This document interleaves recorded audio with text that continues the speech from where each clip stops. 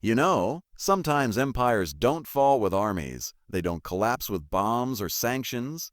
They crumble when someone quietly builds a better game while you're still playing by the old rules. And tonight we're diving into the most brilliant strategic deception of the 21st century. How China didn't just challenge America's global dominance, they made it irrelevant. This isn't about trade wars or military buildups. This is about one man's vision that rewrote the entire playbook of international power. While America was busy being the world's policeman, China was becoming the world's banker, builder, and best friend to everyone America ignored. So who was this mastermind? What was the strategy so subtle that America didn't see it coming until it was too late? And how did China convince half the world to choose them over the supposed leader of the free world? This story will change how you see every headline about U.S.-China relations. Because once you understand what really happened, you'll realize we're not watching a rivalry. We're watching the quiet end of American hegemony. So stick with me, because the strategy I'm about to reveal didn't just challenge American power, it made American power obsolete. The moment everything changed, let's go back to 2013. America was still riding high from being the sole superpower. The wars in Iraq and Afghanistan were winding down. The economy was recovering from 2008, and Washington still believed the world revolved around American approval. That's when Xi Jinping announced something that sounded boring to most Western ears: the Belt and Road Initiative. Infrastructure development, trade routes, investment partnerships. The American establishment barely blinked. Infrastructure? That's not sexy. That's not strategic. That's just building stuff. While America was focused on military bases and defense spending, China was about to launch the largest infrastructure project in human history. But this wasn't just about roads and bridges. This was about rewiring the entire global economy away from American control. The genius wasn't in the announcement. The genius was in how quietly revolutionary it actually was. While America demanded that countries choose sides, with us or against us, China offered something completely different: partnership without ideology. Work with us and we'll build what you need. No lectures about democracy. No demands to change your government. No conditions about human rights or free markets. Just simple business. You need a port? We'll build it. You need railways? We'll fund them. You need power plants? We'll construct them. And here's the beautiful part: you don't even need to pay us back immediately. We'll work out terms that fit your timeline. The man behind the master plan, the architect of this transformation, wasn't Xi Jinping, though he gets the credit. The real mastermind was Wang Yi, China's foreign minister, working alongside a team of strategists who understood something fundamental that America had forgotten. In the modern world, economic dependence trumps military dominance every single time. Wang Yi didn't look like a revolutionary. Soft-spoken diplomatic, always smiling in that carefully measured way that makes Western negotiators think they're dealing with someone reasonable and predictable. But behind that gentle exterior was a mind that had studied every mistake America made during its rise to power and designed a strategy to avoid them all. America's approach to global leadership was exhausting, economically and politically.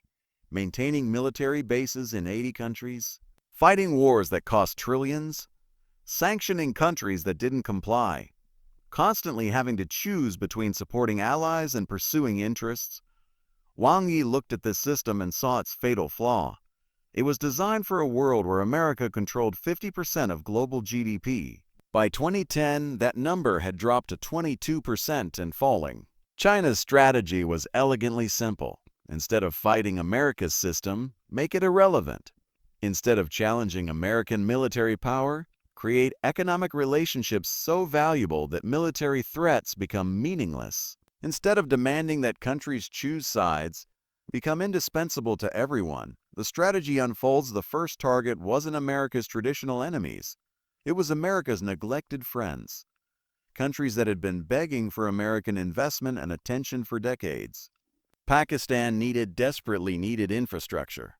America offered military aid and lecture on terrorism. China offered the China-Pakistan Economic Corridor, $62 billion in infrastructure development. Kenya wanted to modernize its transportation system. America offered conditional loans with strict requirements about governance and environmental standards. China built a railway connecting Nairobi to Mombasa in under 4 years, no questions asked about domestic policies. Sri Lanka needed a port to handle modern cargo ships. America offered advice about free market reforms. China built Hambantota Port with Chinese funding, Chinese workers, and Chinese engineering. The pattern was identical everywhere. America offered conditions, China offered construction. America demanded changes to domestic policies. China wrote checks for immediate development. America required years of bureaucratic approval. China broke ground within months of signing agreements. But here's where the strategy gets truly brilliant.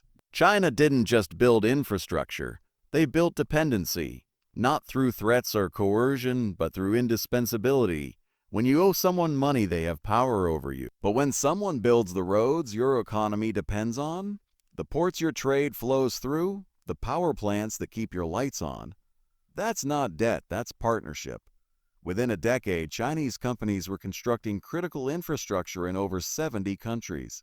Chinese banks were financing development projects in over 100 nations. Chinese technology was powering telecommunications networks across Asia, Africa, and Latin America.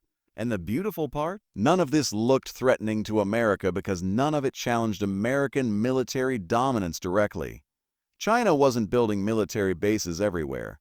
They were building economic relationships everywhere. The moment America realized, the wake-up call came around 2018, but it was already too late.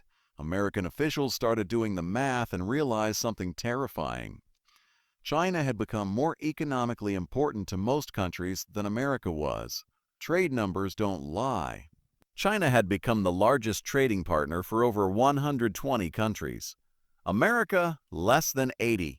China was the top source of foreign investment in Africa, Southeast Asia, and increasingly in Latin America. Chinese companies were building critical infrastructure that these countries literally couldn't function without. But the real shock came during the COVID-19 pandemic. When the world needed medical supplies, vaccines, and economic support, where did they turn? Not to America, which was struggling with its own response and increasingly focused inward. They turned to China, which became the pharmacy and the bank for the developing world. American policymakers watched in horror as countries that had been allies for decades started aligning their policies with Chinese interests, not because they were forced to, but because their economic survival depended on it. The personal breaking point, the moment everything crystallized, was during a private conversation between Wang Yi and then Secretary of State Mike Pompeo in 2019. The details of this meeting only leaked years later, but they reveal everything about how completely China had outmaneuvered America.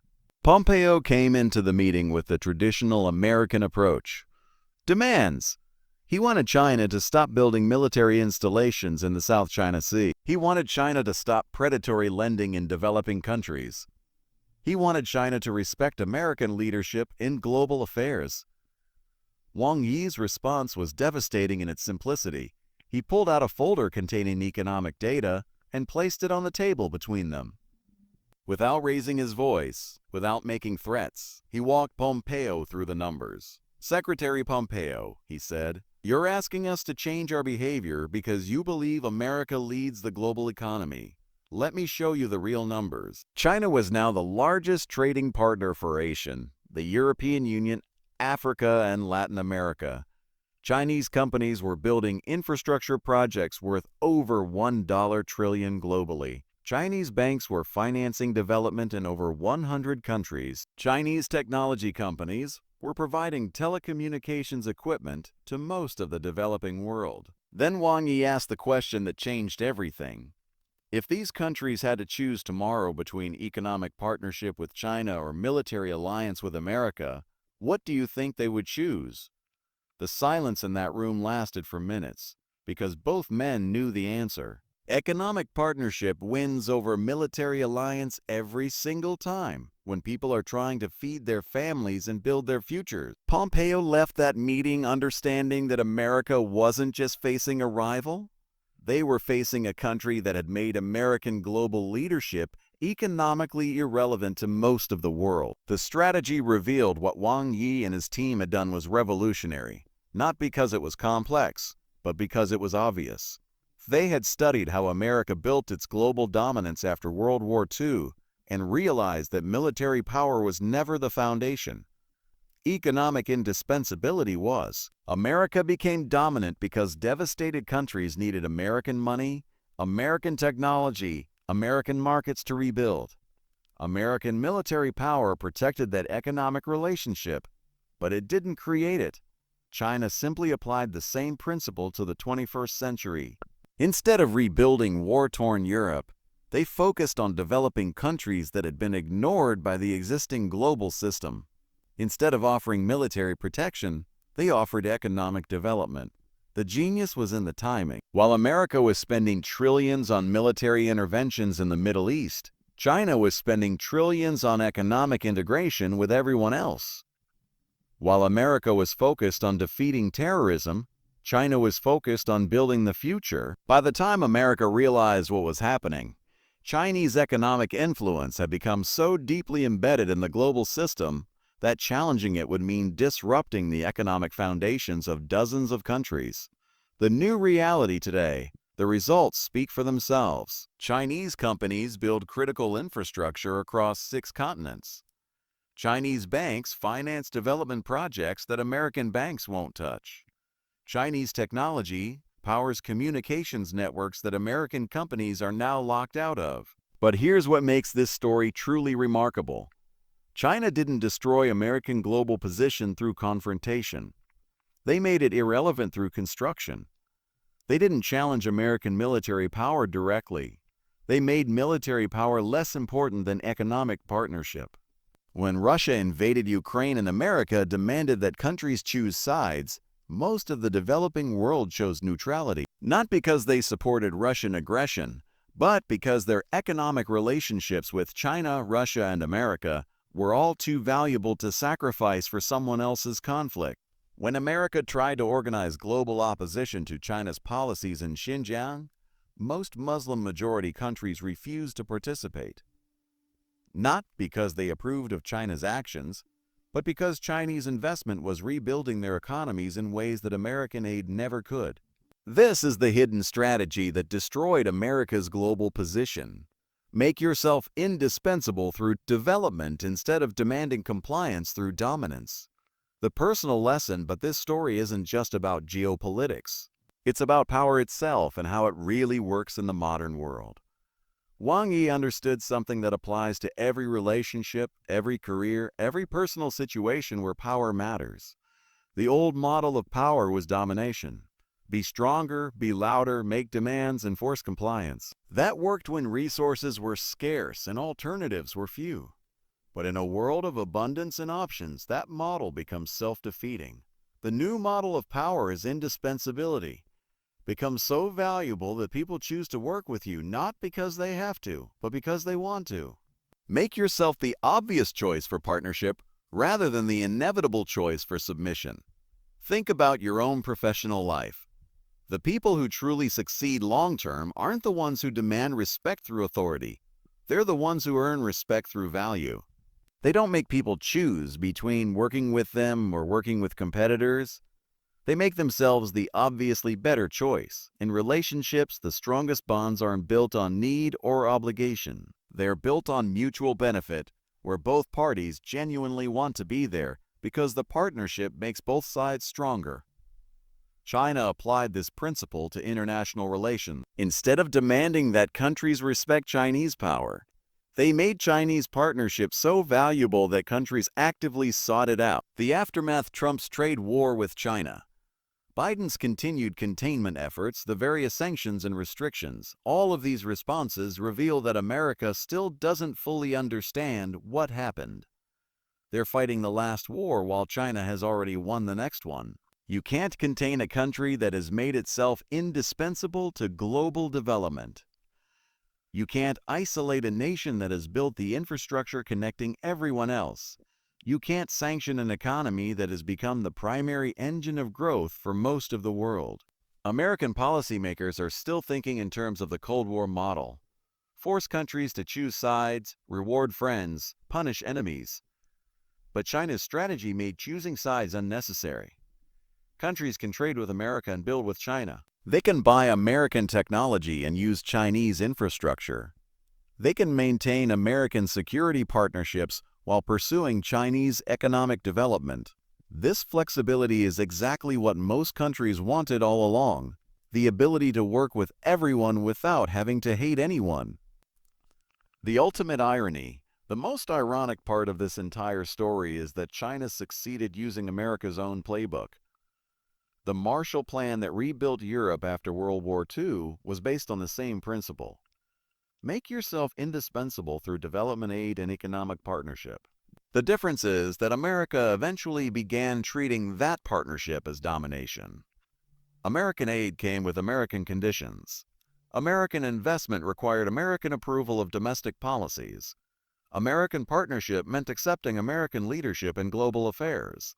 China offered partnership without ideology. Build what you need, finance what you can afford, integrate what makes sense economically. No lectures about political systems, no demands about domestic reforms, no requirements to choose sides in other people's conflicts. Countries jumped at this offer because it was exactly what they had been hoping America would provide for decades. Looking forward, Wang Yi is still China's foreign minister today, still quietly building economic relationships while American officials debate military containment strategies. The Belt and Road Initiative now includes over 140 countries and international organizations. But here's what makes this story even more fascinating. China's strategy created exactly what America claimed it wanted: a multipolar world where no single country dominates everyone else. The irony is that America fought this outcome because they assumed multipolarity meant American decline. China proved that multipolarity could mean shared growth, mutual development, and prosperity for everyone willing to participate in economic integration rather than demanding political submission. The hidden Chinese strategy didn't just challenge American global dominance. It offered an alternative model that most of the world found more appealing, and that, more than any military threat or economic competition, is what truly ended American hegemony. Because in the end, empires don't fall to stronger enemies. They fall to better ideas. And China's idea, partnership over domination, development over dependency, mutual benefit over zero-sum competition, turned out to be what the world was waiting for all along. The question now isn't whether America can contain China's rise. The question is whether America can adapt to a world where being the strongest doesn't automatically make you the most important, where having the biggest military doesn't guarantee having the most influence, where true power comes not from the ability to destroy, but from the capacity to build. That's the real lesson of China's hidden strategy. Sometimes the most devastating attack is the one that looks like friendship. Sometimes the most powerful weapon is a construction contract. And sometimes the best way to win a competition is to change the rules so completely that your opponents don't even realize they're playing a different game until it's already over. Wang Yi changed those rules, China won that game, and the world will never be the same.